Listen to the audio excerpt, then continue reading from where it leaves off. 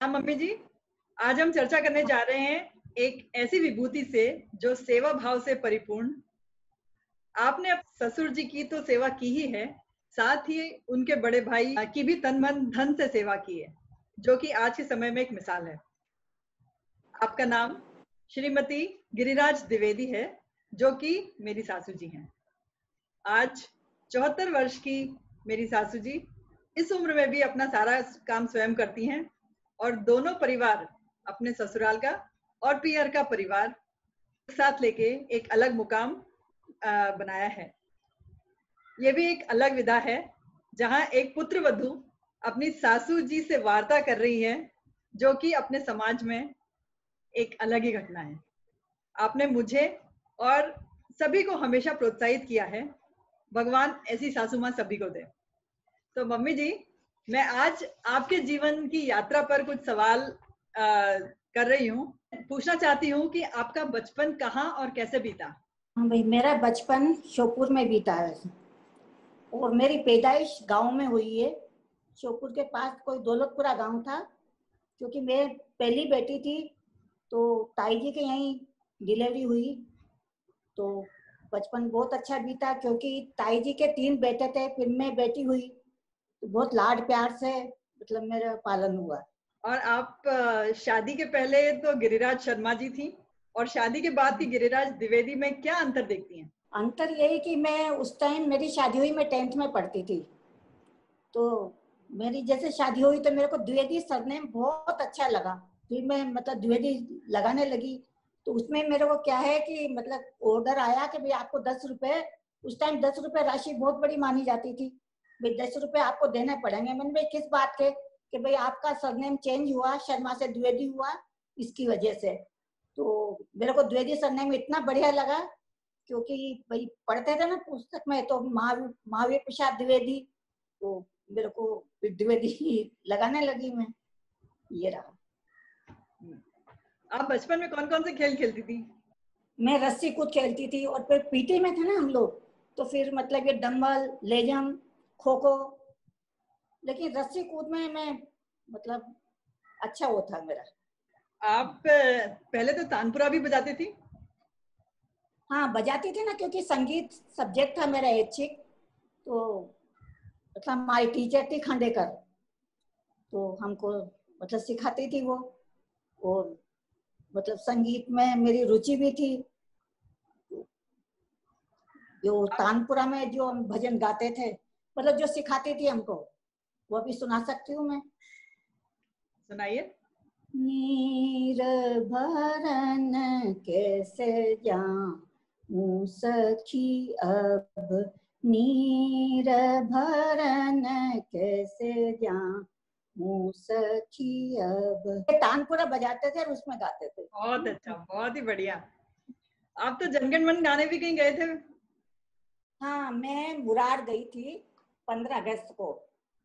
तो हम 2 लड़कियों का सिलेक्शन हुआ था, मतलब कुछ सेकंड का, ये तो मुझे पता नहीं रहा, कुछ सेकंड में हमको वो गाना था। तो मैं और एक मेरी फ्रेंड थी राजकुमारी, मुझे नाम भी याद है। तो हमारा सिलेक्शन हुआ था। तो फिर हम टीचर हमको लेके गए वहाँ पे और उसमें हमारा फर्स्ट मतलब वो प्राइज मिला। तो लेकिन उस टाइम मेरे पेरेंट्स ने मतलब ये नहीं कहा कि भाई नहीं हम अकेले नहीं भेजेंगे या क्या है।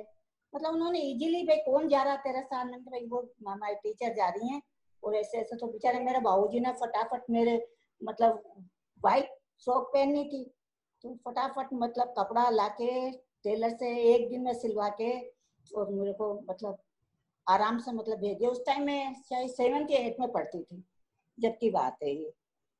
लेकिन उस टाइम मतलब ये मेरे को रोक नहीं लगाई कि नहीं भाई नहीं भेजेंगे या क्या है।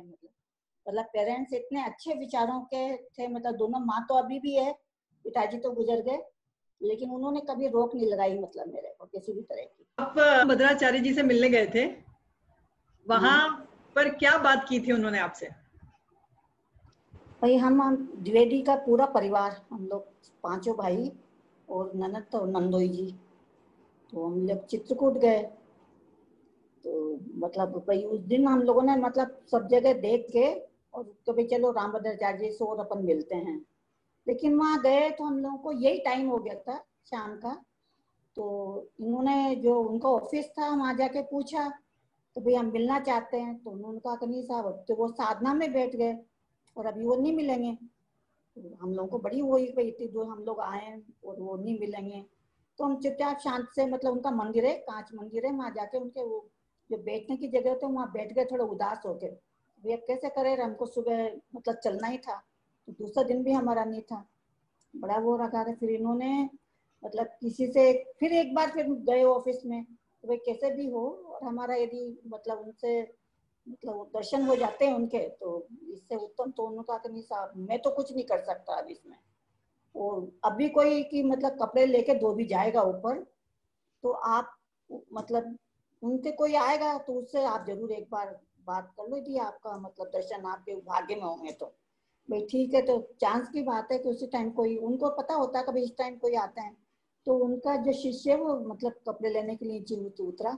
तो उन्होंने कहा कि भाई हम लोग ऐसे कोटा से आए हैं और हम दर्शन करना चाहते थे। तो साहब अभी तो साधना में बैठने वाले हैं, उन्होंने ये कहा बैठने वाले। तो आप, इन्होंने ये कहा, थोड़ा इनको ध्यान आया भाई, क्योंकि हम मूल निवासी अंता के ही हैं, ससुराल मतलब।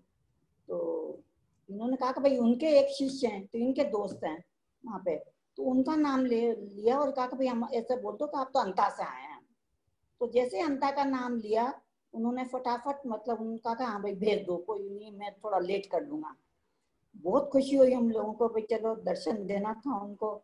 तो हम मतलब सारे परिवार तो था ही सर, जाके हम लोगों को जहाँ वो तख्ते पे बैठे थे, हम उनके चरणों में सब बैठ गए।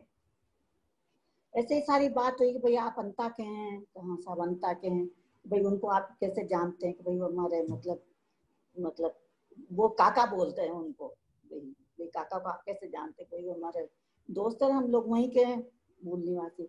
ऐसे बात करते करते मतलब सबसे बड़ा आश्चर्य तो हमको ये हुआ, मतलब घरेलू थोड़ी बात करी, बड़ा आश्चर्य तो हुआ कि हमारे नंदोई जी जो बीएसएफ से रिटायर्ड हुए हैं, अभी वो कोटा ही रह रहे हैं। तो उनके लिए उन्होंने मतलब बोला कि भाई आप लोग ब्राह्मण हैं, तो कहाँ के सब ब्राह्मण ही हैं हम लोग, पर क्या आपके ये दामाद है ना, ये जंदेऊ नहीं पहनते। मतलब सबको इतना आश्चर्य हुआ कि देखो दिव्य दृष्टि है।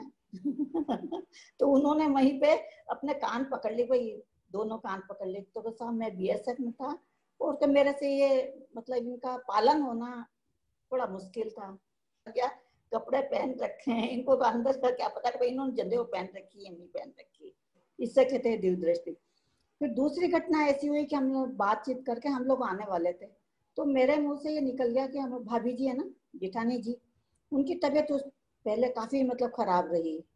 तो मैंने एक आदमी के साथ मैंने कहा हमारी ये भाभी जी, हम खड़े हो गए थे जबकि बात है मतलब आने के लिए, इनकी तबीयत खराब रहती है।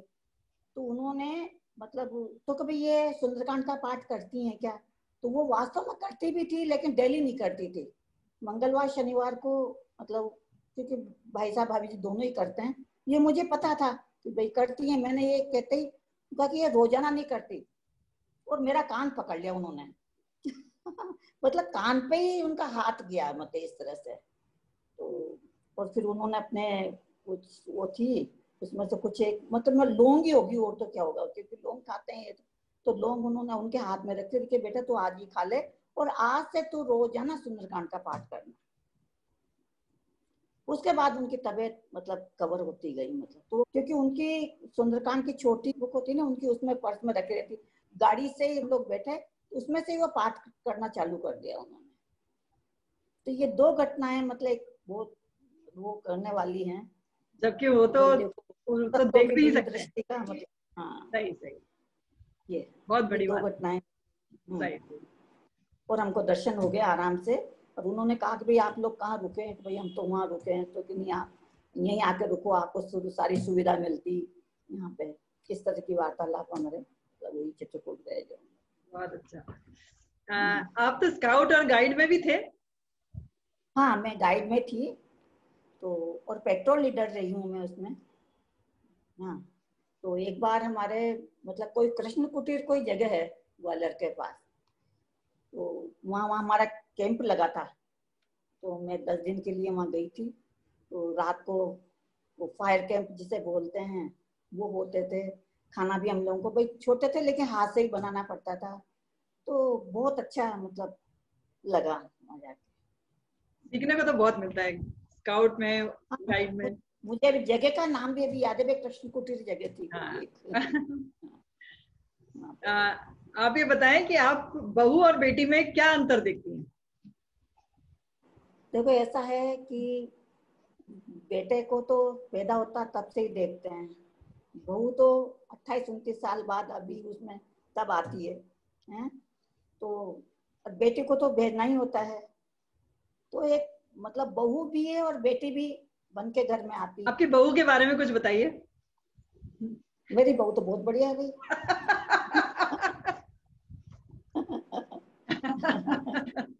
मेरी बहू तो बहुत अच्छी है और भगवान ऐसा ही रखे ये।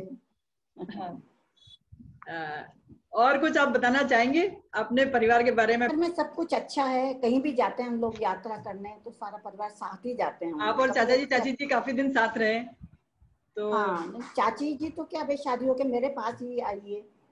पहले भी मतलब कम से कम 8-10 साल हम लोग ज्वाइंट रहे, फिर वो तो चाचा जी का यहाँ से भाई बैंक में है तो ट्रांसफर हो गया जयपुर, तो गए। आज हमारा 3 बच्चे ही मान लो, तो भाई 3 बच्चे हैं हमारे। चाची जी भी, हम तो बहू, पहली बहू मैं चाची जी को मानती हूँ, ये सेकंड बहू है, पहली बहू चाची जी है। सही बात। और वो बहुत, भी वो उतना भी ही मान रखती है, वो भी उतना ही मान रखती है मेरा, सही बात। हर तरह से, मतलब ये बात। बहुत सेवा भावी वो भी। हाँ, वो भी उतना ही मान रखती है। सही सही। चलो, आपकी शादी कब हुई? 64, 64। कौन सी क्लास में पढ़ते थे आप उस टाइम? 29, मैं 10th में पढ़ती थी उस टाइम। अच्छा, 10th में। और हाँ, 29 फरवरी की शादी थी और 8 अप्रैल को मेरा एग्जाम हुआ। लेकिन पहले तो भाई इतनी जल्दी भेजते नहीं थे, तो मैं साल भर तक वैसे भी नहीं आई ससुराल में। और बाद में मेरा मतलब 11th किया रेगुलर ही। और शादी हुई, इसका भी वाकया ऐसा था कि सबसे पहले मतलब क्लास में मेरी शादी हुई मेरी नानी की वजह से। नानी की थोड़ी तबीयत ऐसी रहती थी, तो वो कहती भाई तो मतलब मेरे सामने इसकी तो शादी कर दे एक की तो मतलब मेरे को बड़ी शर्म आती थी कि भाई मेरी शादी हुई है।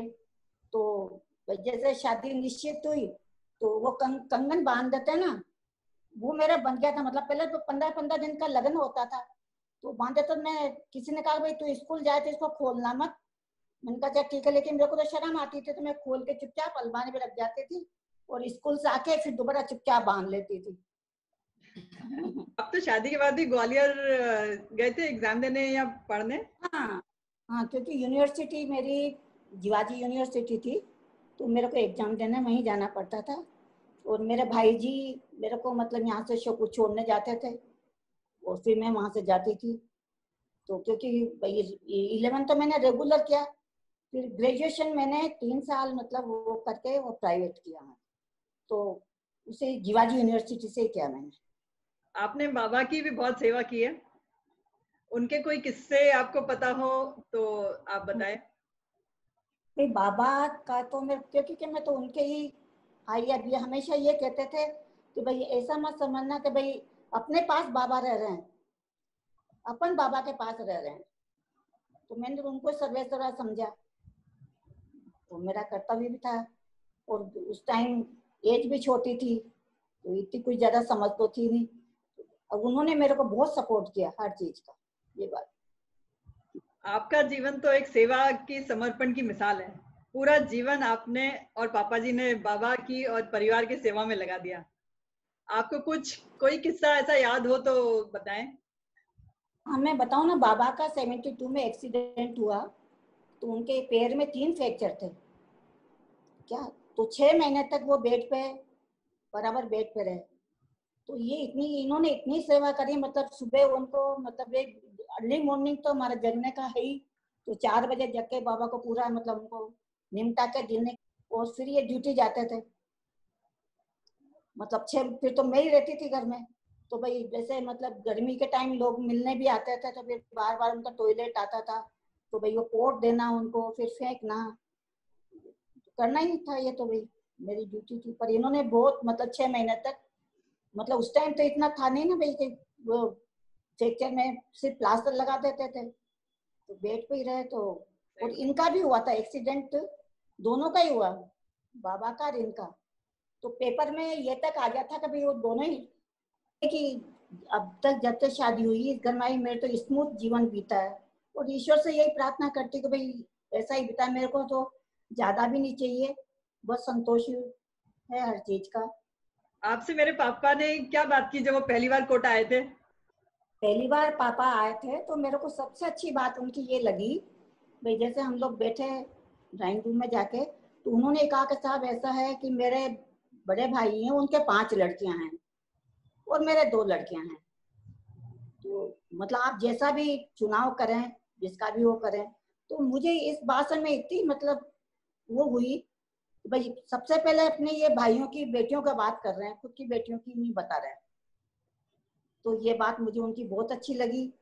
फिर आगे बात फिर तो हुई फिर आपका पूरा परिवार तो कोटा राजस्थान में ही है, फिर भी आपने एमपी की बहू क्यों चुनी? क्योंकि मैं खुद भी तो एमपी की हूँ, शिवपुरी तो बिलोंग, तो भाई आ गए यहाँ पर, फिर मैं भी तो एमपी की बिलोंग करती हूँ। और फिर ये तो देखिए अपने हाथ में कुछ भी नहीं, सब ईश्वर का वो है, वो तो सब जुड़े हुए होते हैं, अपन तो सिर्फ माध्यम होते हैं, बाकी कुछ सही बात है। जो ईश्वर। आप और पापा दोनों इतने सक्रिय हैं, इतने एक्टिव हैं, पर आपके दोनों बच्चे न तो संगीत में रुचि है, न कोई गाने बजाने का शौक है, ऐसा क्यों?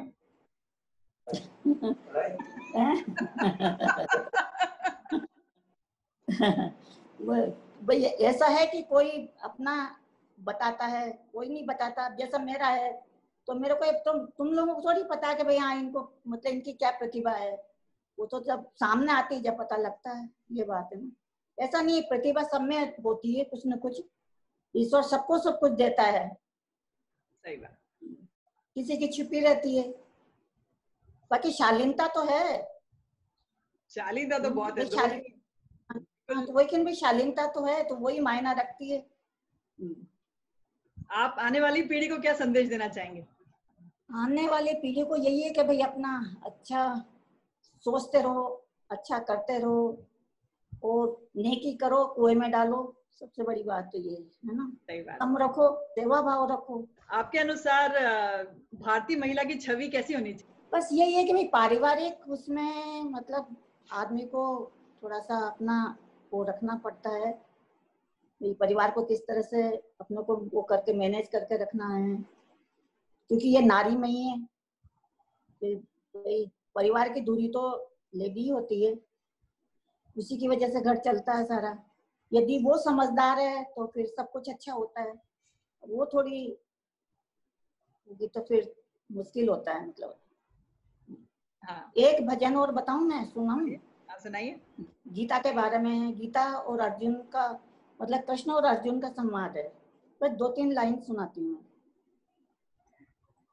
एक दिन अर्जुन से बोले मोहन मदन, एक दिन अर्जुन से बोले मोहन मदन, भक्त संकट में आए तो मैं क्या करूं, भक्त संकट में आए तो मैं क्या करूं, सीधी मुक्ति की राह बताई मैंने, सीधी मुक्ति की राह बताई मैंने, तेरी राहों में जाए तो मैं क्या करूं, तेरी राहों।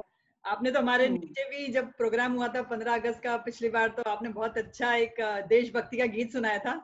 वो तो वो भी पता नहीं कितना पुराना आपको याद होगा, लेकिन उस टाइम आपने याद करके सुनाया। तो आज भी हमारे बिल्डिंग में सब महिलाएं याद करती हैं कि तुम्हारी मम्मी को वो इतना पुराना देशभक्ति का गीत याद था और बहुत अच्छे से सुनाया था। सही बात। तो धन्यवाद मम्मी जी, आपके विचारों को जानकर बहुत खुशी हुई, और ऐसी सेवा भावी पुण्यात्मा को मेरा नमन है। एक